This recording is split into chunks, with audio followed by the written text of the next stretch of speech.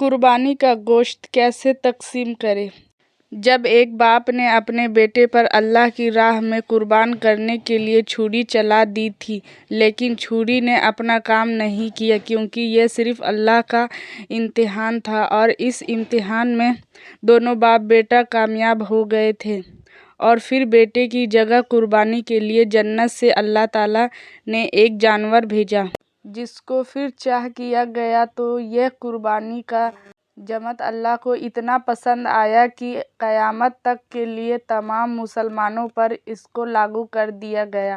اور آپ جانتے ہیں کہ وہ حضرت ابراہیم علیہ السلام اور بیٹے حضرت اسماعیل علیہ السلام ہے۔ ان اللہ کے بندوں نے تو اپنی قربانی دی تھی، لیکن اللہ نے ہم کو کون سے احکام نازل کیے ہیں یہ جاننا بہت ضروری ہے۔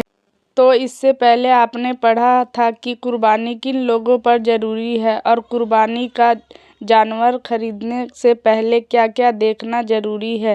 چلیے یہ بات آپ نے جان لی اور آپ نے اپنی قربانی بھی کر دی، لیکن جب جانیں گے کہ قربانی کے لیے گوشت اور کھال کا کیا کریں گے۔ قربانی کا گوشت اور کھال کے بارے میں کیا حکم ہے؟ کیا یہ 3 حصوں میں بانٹنا ضروری ہے؟ کیا قربانی کا گوشت اور مسلم کو دیا جا سکتا ہے؟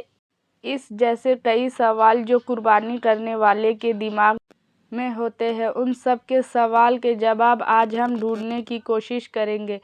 کیا قربانی کا پورا گوشت خود رکھ سکتے ہیں یا سارا کا سارا صدقہ کر سکتے ہیں؟ اگر آپ کے گھر میں لوگ بہت زیادہ ہیں یا آپ غریب ہیں تو پورا گوشت آپ خود رکھ سکتے ہیں اور گھر کے لوگ ہی مل کر کھا سکتے ہیں، بانٹنا ضروری نہیں ہے۔ اور اگر آپ چاہیں تو پورا گوشت تقسیم کر سکتے ہیں، لیکن اپنی کی گئی قربانی میں سے پارو کھانا چاہیے، کیونکہ اس گوشت کی نسبت اللہ کی طرف ہے۔ جیسے پانی ہر جگہ نکلتا ہے، لیکن زمزم جو کہ پانی ہی ہے لیکن اس کی نسبت اللہ کی طرف ہے، اسی لیے اس کی اہمیت ہے۔ قربانی کا گوشت کتنے حصوں میں بانٹیں؟ 3 حصوں میں گوشت کی تقسیم کریں۔ اب یہاں پر سب سے بہتر طریقہ جس میں آپ خود بھی کھا سکتے ہیں اور غریبوں کو بھی دے سکتے ہیں اور اپنے دوست احباب اور رشتہ دار کو بھی دے سکتے ہیں، اور اوپر بتائے گئے طریقوں میں سب سے بہتر اور افضل طریقہ بھی یہی ہے۔ وہ طریقہ یہ ہے کہ قربانی کے گوشت کے 3 حصے کیے جائیں۔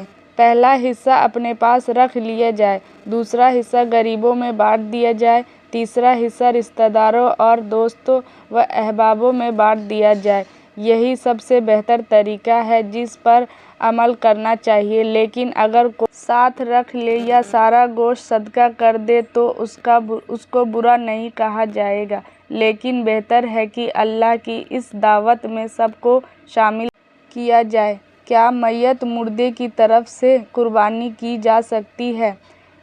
یعنی آپ کے گھر میں کسی کا انتقال ہو گیا تو اس کی طرف سے قربانی کی جا سکتی ہے، لیکن سب قربانی کے گوشت کے بارے میں 2 باتیں جان ہیں۔ اے ابراہیم، تم نے خواب سچ کر دیا اور ہم لوگوں کو ایسا ہی بدلہ دیا کرتے ہیں۔ پھر اللہ نے حضرت اسماعیل علیہ السلام کی جگہ ایک مینڈھے کو جنت سے بھیج دیا جس کو ابراہیم علیہ السلام نے ذبح کیا۔ ذبح تو کیا مینڈھے کو، لیکن ثواب ملا بیٹے کی قربانی کا، کیونکہ دونوں باپ بیٹے دل و جان سے اس کام کو انجام دینے کو طے کر چکے تھے جس کا اللہ کی جانب سے حکم ہوا تھا۔ باپ نے بیٹے کو قربان کرنے کے لیے پیشانی کے بل لٹا دیا اور بیٹا خوشی کے ساتھ لیٹ بھی گیا۔ اپنی نیت میں یہ دونوں سچے تھے۔ حج کے موقع پر کنکریاں مارنے کی شروعات اور اسی واقعے سے حج کے موقع پر کنکریاں مارنے کی شروعات ہوئی۔